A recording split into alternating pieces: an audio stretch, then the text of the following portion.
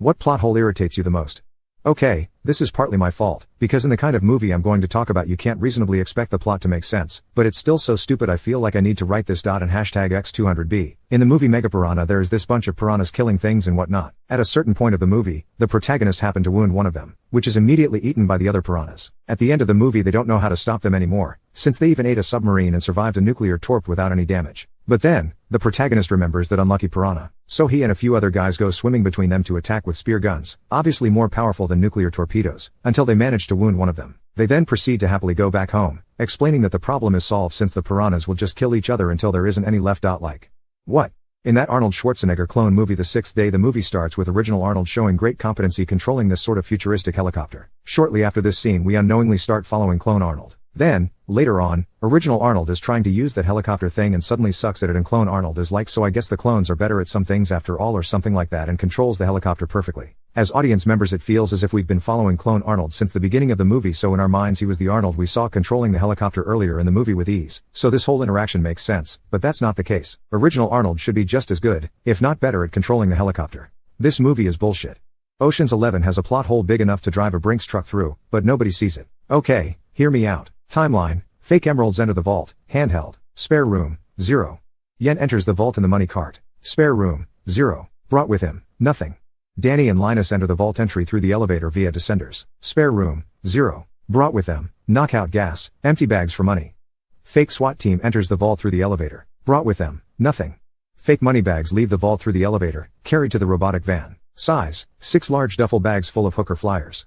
Fake SWAT team assaults vault, grabs real money bags, carry them out to fake SWAT van. Danny and Linus leave via the same method they arrived. Where did those 6 big bags of flyers come from? So this is maybe gonna seem silly, but, Atla, Aang wanted to bring back the airbenders. We also know that he did see that people could have an airbender spirit, even though they might not be descended from the air nomads. And we know there were people who were interested in airbender philosophy and culture because of the air acolytes. So why then didn't he use the energy bending that the lion turtle gave him to give those with the airbender spirit airbending to bring back the nation? We see in Atlok that energy bending is how all bending got its start. So, forget for a moment, or maybe just altogether, the weird, extramarital, incestuous implications that the recasting of Marty McFly's ancestors to be played by Michael J. Fox creates for the circumstances of George McFly's birth, and Marty McFly's true parentage. How in the hell did George McFly, with newfound confidence and assertiveness, and with Biff no longer a bullying presence well into his adult life, end up living in the exact same house, with the exact same kids, only one of which, probably the youngest, looks anything like Michael J. Fox? Dang it, I wasn't going to go there. Because, creepy. This might not count as a plot hole, but the movie Coco. I have a 3-year-old who loves it, so I've seen it more times than I can count. My problem is with the Land of the Dead. His great-great-grandmother is the same age as Hector, who was killed by Ernesto de la Cruz when he was young. So did she die right after? Who raised Mama Coco? When Mama Coco dies at the end, she appears in the afterlife as the old lady she died as. Not to mention all of his great-uncles and aunties are 30-40 yo, as are most of the people you see as skeletons. Lots of families with kids too. Why is Mama Coco one of the only old ones? Why does this bother me so much? Why is that Remember Me song stuck in my head right now? I need answers. Just everything involving the lead up to the Clone Wars. I guess nobody is going to bother asking why they were ordered, who is manufacturing their gear, why the newly appointed chancellor is given free reign over their deployment, and whether or not they should be concerned that their gene seed is the same guy sent to assassinate a senator. Cool. Also, who the hell is Sifo Dyas? I'm sure there's some retcon in an expanded universe bit of media somewhere that explains all this. But if it's not in the movie it doesn't make the plot make any more sense. Here is one my 5-year-old daughter figured out. Immortal. Mark Wahlberg premise of the movie is that some people are immortal and repeatedly reborn into new bodies. Head bad guy is tired of being reborn and wants to end all life on Earth so that rebirth is not possible. He is at war with the good immortals and has a special gun that when he shoots the good immortals their soul is pulled from their body so they will not rebirth. My daughter asked, Daddy, why doesn't he just use the gun on himself? And quad. What's something you wouldn't even try once? After listening to some bad trip/poisoning reports, detour edit, don't even think about it, even if you're an experienced psychonaut. It can kill you. Getting drunk. I'm afraid of what I might do if I wasn't in full control. Like, I know that 99% of the time being drunk won't change who you are, but I'm still worried. Plus I have about 800 plus different secrets I'm keeping for different people plus myself, and I don't need to accidentally say those out loud. I'm open to trying most things in the sexual realm. However, I refuse to be tied up, handcuffed, or restrained in any way. Reading about Bruce MacArthur's killings made me promise to never try that. Even if your partner is trustworthy, so many things can go wrong, with your partner, with your surroundings, with an emergency etc., and you're just left there helpless. Crack cocaine. I knew better. As a kid I knew that stuff was the bringer of death, the destroyer of hopes, dreams, families and of people's worlds. Getting a tattoo. Just can't imagine having one that I'd like forever, plus I do not enjoy the thought of hundreds of tiny needle pricks on my skin. Heroin, after having morphine a couple times in the hospital, that shit's terrifying. 10,000,000% understand how people get addicted to that shit. Recently fell into a rabbit hole of underwater cave diving accidents. No amount of money could ever convince me to do that. Meatloaf, I don't trust it. Why is it loaf-shaped? What's the appeal of a lump of ominous-looking meat? Bungee jumping and skydiving. Safe most of the time, yes, but you're 100% fucked if things go wrong. Climbing Mount Everest. It's basically a graveyard up there, you're walking on dead people. Getting married, I'm not stable enough, and being a part of something long-term seems scary to me. Standing on top of the tallest man-made structure on the planet. Fuck that.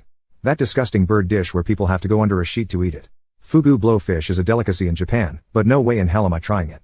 Those damn bath salts, man, everyone on them ends up eating someone's toes. Anything that involves me not being able to move my body, and tarantulas. Spelunking. Fuck everything to do with that madness. Also cave diving. Giving a demonstration using the demon core and a pencil. Pot. I'm scared cause Terry's schizophrenia in the family. Balut. I just can't eat it for moral reasons. What food did you hate as a child because of the way it was prepared, only to find out as an adult it was amazing when made correctly? Basically everything. My mother was a good person who loved her family, but she couldn't cook for shit. Everything was boiled until it was gray, and the meat was dried to holy hell, and the vegetables had the consistency of pudding. Her only move in the kitchen was to put a, not even cleaned of connective tissue, hunk of whatever animal we were desecrating tonight for dinner in a 350-degree oven, in a roasting pan with too much water, often for 3 or more hours. It never one time occurred to her to try lowering the heat or the cooking time, but she always complained that white meat is dry and quat. Yeah, because you basically scorched the shit out of it. I fired her from cooking duties at 14, and it was the best move I ever made. I'm no Michelin star chef, but I'll make you happy at my table. My neighbor, he's 80 plus now, told me a funny story relating to this. He grew up in rural WV. When he was in his 20s, he was doing some odd job work in the city for a woman homeowner. At the end of a day of work, she offered to cook him dinner. She asked, "Do you like steak?" He said, "Yeah, I guess." She said, "How do you take it?" He didn't understand what that meant. She says, "How would you like it done?" He still didn't get it. He says, "Cooked?" This is the day he learned of doneness for steak. The first time he'd heard of food being able to be done by request. He had never had any meat that wasn't fried to a crisp. He said his mother made everything the same way, fry it or boil it down. She would put fat in the pan, and fry the meat. He said this particular steak, and meal, was the best he'd ever had in his life. First time tasting properly cooked food. Just too many to name. Seriously. My mom always fancied herself to be an amazing cook. Most of the food she made I could barely stomach or get down. For years I was told that I was picky or a brat that just didn't like to eat food that wasn't fast food. When in reality, my mom just didn't know how to cook apparently. Everything either overdone or underdone. When I moved out at 18 I was able to eat at the restaurants that I wanted to eat at, order the food that I wanted, and discover that I actually liked most things. Then, flash forward to meeting my wife, who is an amazing cook. Over the years she's gotten me to eat pretty much everything I hated as a kid. The difference is that it was cooked correctly. To this day my mom acts like my wife must have threatened violence on me to get me to eat vegetables. The reality was that I hated them when they were cooked like crap, lol. A lot, but TBF I'm a picky eater / drink, hope this count as well, but tea as a kid I hated tea of any kind. Growing up I only drunk tea from quick restaurants / buffets that made quick mass tea. It was gross and bland, but then my BF took me to a Tivana and other tea houses and boba shops. Now I can't get enough of it. I bought fancy teas from small mom and pop businesses. I'm currently learning how to make homemade boba. I would drink tea all day if I knew it wouldn't run my blood sugar up. Same with traditional ramen, gyozas. I used to get the cheap maruchan and cheap dry buffet noodles and cold dumplings, but I went to a traditional restaurant and tried hot fresh traditional. I can't get enough. I eat it every week. Hamburgers. We followed what we saw. I learned as a late teen you did not have to cook them until they clunked on a plate. When we were little we all got food poisoning. Think 6 kids with nausea and diarrhea. From that day on all foods in the house were overcooked. I learned about juicy fried chicken, crispy vegetables, making a rare roast. Food was much better. Spices, good spices, but the biggest one was good Chinese food versus a Chinese casserole, recipe sponsored by La Choi. Spring rolls, hot and sour soup, dim sum. Steak, it was the nasty shit. Felt like leather in my mouth, typically blackened from being overcooked. No seasoning, and we often had to pour a ludicrous amount of ketchup on it just to taste something good. After learning how to grill chicken on my charcoal grill I bought a few T-bone steaks, salt and peppered them, lightly smoked them in hickory wood with some mesquite chips, grilled them to 125 and finished it off directly over the flames until they reached 135. Mother of God, it was the best damn thing I ever had.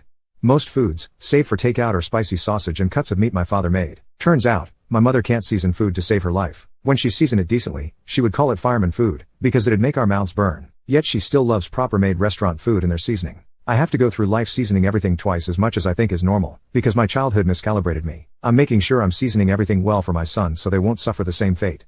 PB&J sandwiches. My mom bought that disgusting Adam's peanut sludge that you had to store in the fridge to prevent it from separating. She also bought brown bread that tasted awful. The jelly was alright though, it was homemade and yummy. The first time I bought some normal creamy peanut butter and white bread and made a PBJ I was floored how good it was. Funny enough, ITT is people hating steak and veggies, but my parents always cook steak and veggies right and I loved them even as a small child.